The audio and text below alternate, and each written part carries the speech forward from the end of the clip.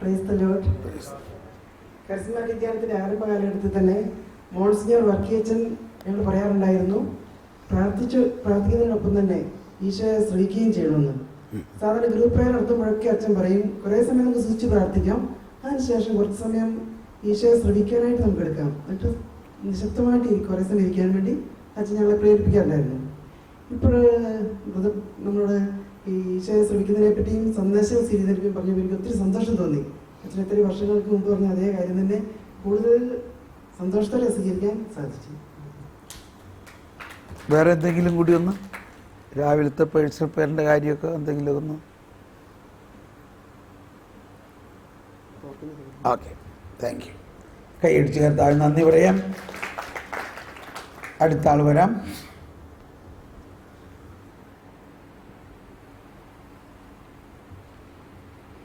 Price the Lord. എനിക്ക് രാവിലത്തെ ബ്രദറിൻ്റെ ക്ലാസ് എൻ്റെ പേഴ്സണൽ എക്സ്പീരിയൻസുമായിട്ട് ചേർത്ത് വെച്ചപ്പോൾ വളരെ അർത്ഥവത്തായിട്ട് എനിക്ക് തോന്നി. അത് സഹനവുമായിട്ട് ബന്ധപ്പെട്ട കാര്യം പറഞ്ഞപ്പോൾ സഹനങ്ങളിൽ ദൈവത്തിൻ്റെ വെളിപാട് ശ്രവിക്കണമെന്ന് ബ്രദർ പറഞ്ഞു. ഈ കാര്യങ്ങളൊക്കെ ജീവിതത്തിൽ വരുമ്പോഴാണത് നമുക്ക് വിശ്വാസം ആഴപ്പെടുന്നത്. എൻ്റെ ജീവിതത്തിൽ ഇങ്ങനെ അപ്രതീക്ഷിതമായ ചില സഹനങ്ങളൊക്കെ വന്നപ്പോൾ മാനുഷികമായിട്ട് എനിക്ക് വളരെ ബുദ്ധിമുട്ടും പ്രയാസവും തോന്നി. അന്ന് ഞാൻ ആദ്യം ഒക്കെ പരാതിപ്പെട്ടിട്ടുണ്ട് ദൈവത്തിൻ്റെ അടുത്ത്. പെട്ടെന്ന് എൻ്റെ ജീവിത പങ്കാളി ഇങ്ങനെ ഏതാനും വർഷങ്ങൾക്ക് മുമ്പ് രോഗമായി അപ്രതീക്ഷിതമായിട്ട് മരണപ്പെട്ടു. ഇതിനു മുമ്പായിട്ട് കുറേ സഹനങ്ങളുടെ ഒരു തുടർക്കഥയായിരുന്നു. അതിനുശേഷം ഈ ഒരു അനുഭവം ഉണ്ടായപ്പോൾ ജീവിതത്തിൽ പകച്ചുപോയൊരു അനുഭവമായിരുന്നു. ഇനി എനിക്ക് മുമ്പോട്ട് പോകാൻ എങ്ങനെ സാധിക്കും, ഒറ്റപ്പെട്ടു പോകുമെന്നെല്ലാം വിചാരിച്ചിരുന്ന ആ ഒരു ഇരുണ്ട രാത്രികളുടെ അനുഭവം ഇവിടെ നേരത്തെ ബ്രദർ സൂചിപ്പിച്ചതുപോലെ അന്നൊക്കെ രാത്രിയിൽ ഉറങ്ങാൻ കിടക്കുമ്പോൾ ഞാനിങ്ങനെ ഉറക്കം ഏതാനും ഒരു 2-3 മണിയാക്കാൻ ആകുമ്പോൾ ഞെട്ടി ഉണരും. അപ്പോഴെല്ലാം ഞാൻ എഴുന്നേറ്റിരുന്ന് കർത്താവുമായിട്ട് എൻ്റെ വിഷമങ്ങൾ ഇങ്ങനെ പങ്കുവെക്കും. കാരണം ജീവിതത്തിൽ ഒറ്റപ്പെട്ടു പോകുന്ന ഏകാന്തരുടെ നിമിഷങ്ങളിലാണ് യഥാർത്ഥത്തിൽ ജീവിതത്തിൻ്റെ ഓരോ ഘട്ടങ്ങളിലെയും ഒരു ജീവിത പങ്കാളിയുടെ വില എന്താണ് എന്നൊക്കെ നമുക്ക് മനസ്സിലാകുന്നത്. അപ്പോൾ ഞാനിങ്ങനെ കർത്താവിനോട് പ്രാർത്ഥിച്ചപ്പോൾ കർത്താവ് എല്ലാ ദിവസവും ഇങ്ങനെ രാത്രി ഉറങ്ങാൻ കിടക്കുമ്പോൾ ഞാനിങ്ങനെ ചിലപ്പം വിചാരിക്കും, കൈകൊണ്ട് ഇങ്ങനെ തപ്പി നോക്കും, 31 വർഷമായി കോടതി കിടക്കുന്ന ജീവിത പങ്കാളി മരിച്ചത് തന്നെയാണോ, ചിലപ്പോൾ ഞാൻ സ്വപ്നം കാണുന്നതായിരിക്കുമെന്ന് തപ്പി നോക്കുമ്പം അല്ല, സ്വപ്നമല്ല, അത് യാഥാർത്ഥ്യമാണ്. ഇനി മുമ്പോട്ട് ശൂന്യത തന്നെയാണ്. കാരണം പെട്ടെന്ന് ഏകാന്തത അനുഭവിക്കുമ്പോൾ വലിയ പ്രയാസമാണ്. ഞാൻ കർത്താവിനോട് പരാതിപ്പെട്ടു. കർത്താവ് പറഞ്ഞ് രാവിലെ എഴുന്നേറ്റ് പ്രാർത്ഥിക്കുക. ഇപ്പോൾ പ്രാർത്ഥിക്കുമ്പോൾ ഞാൻ എന്താ പ്രാർത്ഥിക്കുന്നത്, എൻ്റെ വിഷമങ്ങളൊക്കെ ഞാൻ പറയുക, ഞാനിങ്ങനെ മുമ്പോട്ട് അങ്ങനെ പോകാൻ സാധിക്കും. അപ്പോൾ കർത്താവ് വഴി കാണിച്ചു തന്നു. പക്ഷേ അതിനുശേഷം തന്നെ പിന്നെ തുടർച്ചയായിട്ട് സഹനങ്ങളായി തന്നെയായിരുന്നു എനിക്ക് വന്നിരുന്നത്. പെട്ടെന്ന് 1 വർഷം കഴിഞ്ഞപ്പോൾ എനിക്ക് ഒരു എമർജൻസി ഓപ്പറേഷൻ ഉണ്ടായി. പിന്നെ വേറൊരു വർഷം കൂടെ കഴിഞ്ഞപ്പോൾ ഞാനൊരു ക്യാൻസർ രോഗിയായി തീർന്നു എന്ന് മനസ്സിലാക്കി അതിനൊരു സർജറി ചെയ്യേണ്ടി വന്നു. ഇങ്ങനെ സഹനങ്ങളുടെ തുടർക്കഥയായി. പക്ഷെ അന്നേരമൊന്നും എനിക്ക് പതറിപ്പോകാൻ സാധിച്ചില്ല. കാരണം കർത്താവ് എന്തോ വെളിപാടുകൾ തരുന്നുണ്ടായിരുന്നു, മെസ്സേജ്. അത് വളരെ കൃത്യമായിട്ട് ബ്രദർ പറഞ്ഞ ആ സെന്റൻസ് തന്നെയാണ്. I want you exclusively for me. ഇത് തന്നെയാണ് എന്നോട് സംസാരിച്ചത്. അപ്പൊ തീർച്ചയായിട്ടും ബ്രദർ പറഞ്ഞ ആ കാര്യങ്ങളെല്ലാം എനിക്ക് വളരെയധികം എൻ്റെ മനസ്സിനെ പിടിച്ച് എന്താ പറയുക ഒരു ഇൻഫ്ലുവൻസ് ചെയ്തു. അപ്പം തീർച്ചയായിട്ടും എനിക്ക് വേണ്ടി തന്നെ ദൈവം ബ്രദറോട് സംസാരിച്ചതാണ്, എന്നെ അവിശ്വാസത്തിൽ ഉറപ്പിച്ചതാണെന്നൊക്കെ ഞാൻ വിചാരിക്കുന്നു. തീർച്ചയായിട്ടും എൻ്റെ ജീവിതത്തിൽ വന്ന സഹനങ്ങൾ തന്നെയാണ് ഈ ദൈവ ശുശ്രൂഷകളിലേക്ക് ഞാൻ വരാൻ കാരണമായത് എന്നറിയാം. തീർച്ചയായിട്ടും ഞാൻ ഗസമൻ ധ്യാന സെന്ററുമായിട്ട് ആ കാലത്ത് ബന്ധപ്പെട്ടു. റോസ് എലക്ഷൻ്റെ പ്രാർത്ഥനയും സിസ്റ്ററിൻ്റെ ക്ഷണവുമാണ് ഞാൻ ഈ ശുശ്രൂഷ രംഗത്തേക്ക് വരാനായിട്ട് സാധിച്ചത്. തീർച്ചയായിട്ടും അതുകൊണ്ട് ആരോടും പറയാൻ പറ്റും, സഹനങ്ങളിലാണ് ദൈവം നമ്മെ സ്നേഹിക്കുന്നത്. ജീവിത അനുഭവത്തിൽ നിന്ന് പറയാം. അതുകൊണ്ട് സഹനങ്ങൾ ഒട്ടുമില്ലാതെ പോകുമ്പോൾ എനിക്ക് അല്പം പേടിയാണ്, കാരണം ഞാൻ കർത്താവിൽ നിന്ന് അകലെയാണോ എന്ന്. Thank you. Praise the Lord.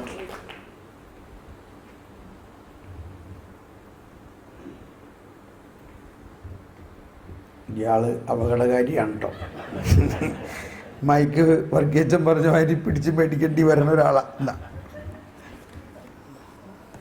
കല്ലേറ് കിട്ടുന്ന വചനം പറയണമെന്ന് പറഞ്ഞപ്പോഴേ എനിക്കുള്ള ഒരു അനുഭവം പങ്കുവയ്ക്കുകയാണ്.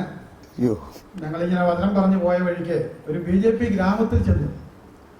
BJP ഗ്രാമത്തില് ഈ ചിലപ്പോൾ ഈ പെന്തിക്കൂസുകാരൊക്കെ ഒറ്റപ്പെട്ടു പോകും. അവരെ അവരുടെ മൈക്കൊക്കെ അടിച്ചു പൊട്ടിച്ച് അവരെ തല്ലി അവരെ ഓടിച്ച് വയറിളക്കി വിടും. അതാണ് അവിടെ നടക്കുന്നത്.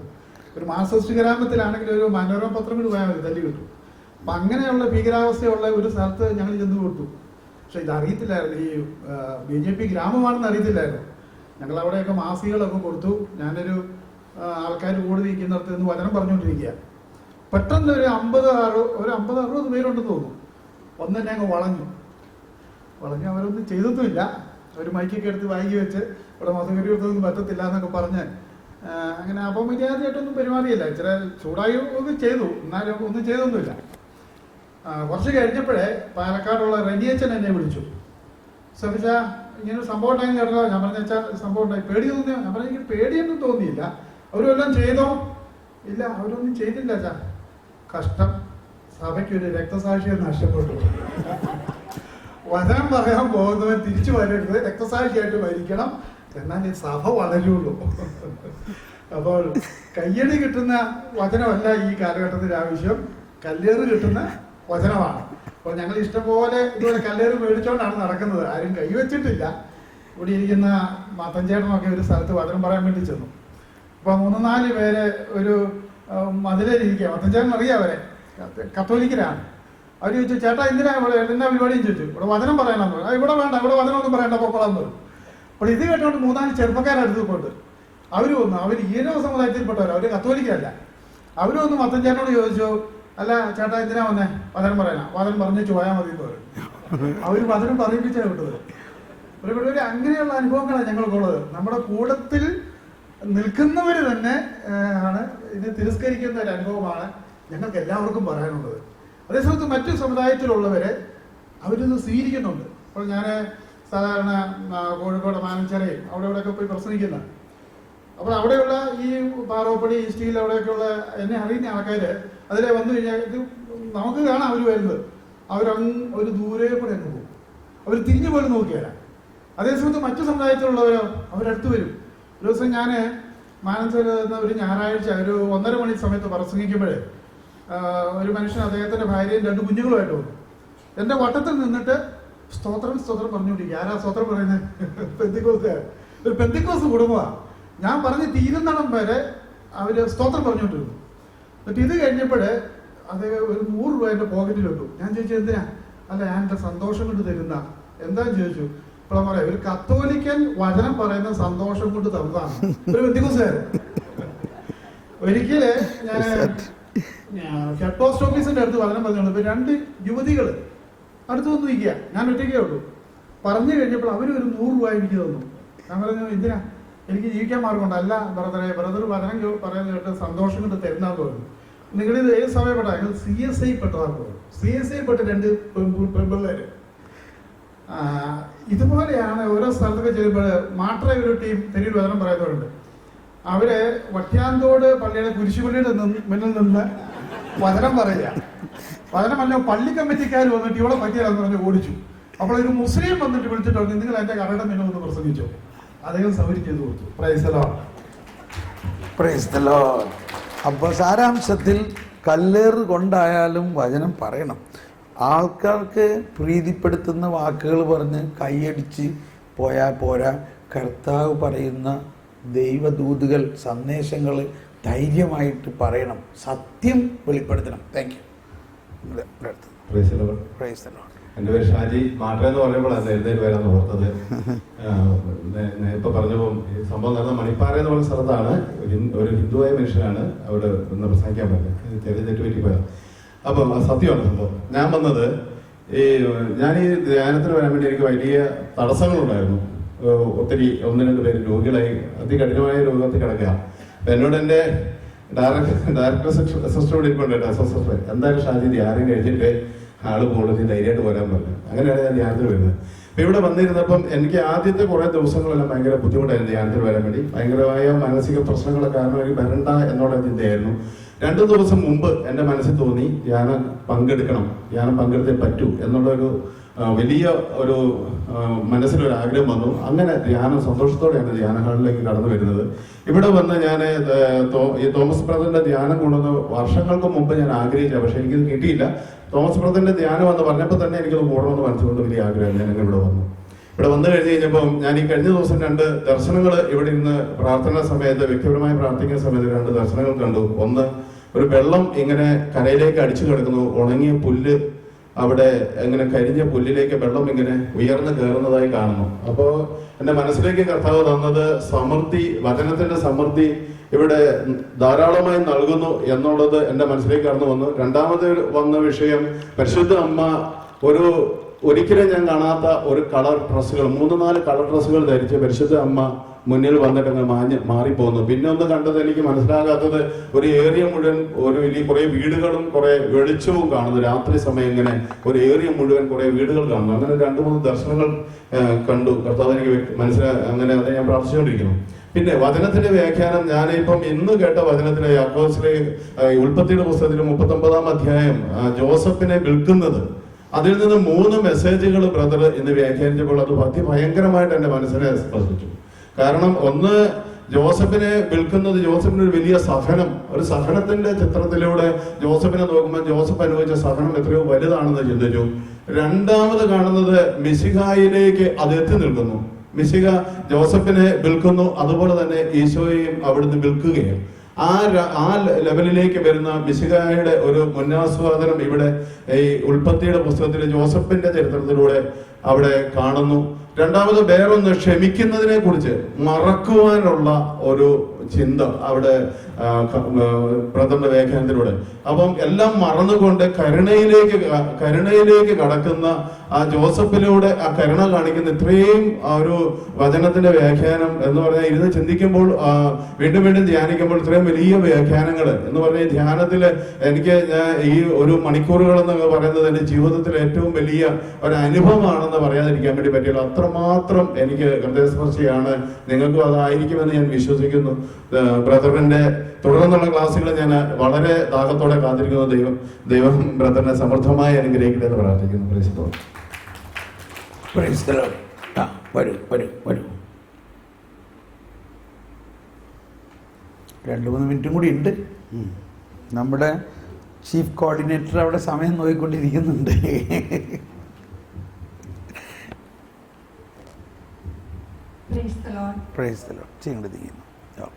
ഇന്ന് ബ്രദറിന്റെ തകർച്ചകളും വേദനകളും നമുക്ക് ദൈവത്തിന്റെ പ്രത്യേക വെളിപാടുകൾ നമുക്ക് കാണിച്ചു തരുന്നു.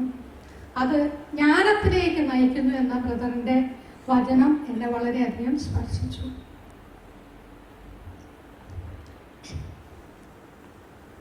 ഈ 78-79 കാലഘട്ടങ്ങളിൽ ശരിയായ ഒരു ശുശ്രൂഷ ചെയ്തുകൊണ്ടെങ്കിൽ ഞാൻ ഇന്നിവിടെ നിൽക്കുകയില്ലായിരിക്കും. ബ്രദറിന്റെ വാചകത്തില് 78-79 കാലഘട്ടങ്ങളിൽ 78-ല് പ്രൊവിഡൻസ് കോളേജിൽ പഠിക്കുമ്പോൾ ഞങ്ങൾക്കൊരു കരിസ്മാറ്റിക് ധ്യാനം ഉണ്ടായിരുന്നു. പലപ്പോഴും മാതാപിതാക്കൾ വളരെ വിശ്വാസത്തിൽ വളർത്തിയെങ്കിലും ഒത്തിരി വായന കൊണ്ടൊക്കെ ആയിരിക്കും വിശ്വാസത്തിൽ നിന്നൊക്കെ ഒരു അകന്നു നിൽക്കുന്ന കാലഘട്ടമായിരുന്നു. ആ ധ്യാനത്തിൽ ഒത്തിരി അനുഗ്രഹവും ഉൾക്കാഴ്ചയും എനിക്ക് ലഭിക്കുകയുണ്ടായി. എൻ്റെ ഒരു സീനിയർ അച്ചാമ്മ ചേച്ചി ഇവിടെ ഈ ഗ്രൂപ്പിലിരിക്കുന്നുണ്ട്. NRCയിലെ ഒരു ശുശ്രൂഷകയാണ്. 78-79 കാലഘട്ടങ്ങളിൽ അന്ന് സാധിക്കുന്ന പോലെ നമ്മൾ അൺമാരീഡാണ്, പഠിക്കുന്ന കുട്ടിയാണ്, ആ ഒരു ലെവൽ വെച്ച് ശുശ്രൂഷകളിലൊക്കെ ഏർപ്പെട്ടിട്ടുണ്ട്. പിന്നെ കല്യാണം കഴിഞ്ഞു. അത്യാവശ്യം കുഴപ്പമില്ലാത്ത ജീവിതം, സന്തോഷമുള്ള ജീവിതം എൻ്റെ ഭർത്താവിടെ മുൻപിൽ ഇരിപ്പുണ്ട്. അങ്ങനെ ഇരിക്കുമ്പോഴാണ് ആകസ്മികമായി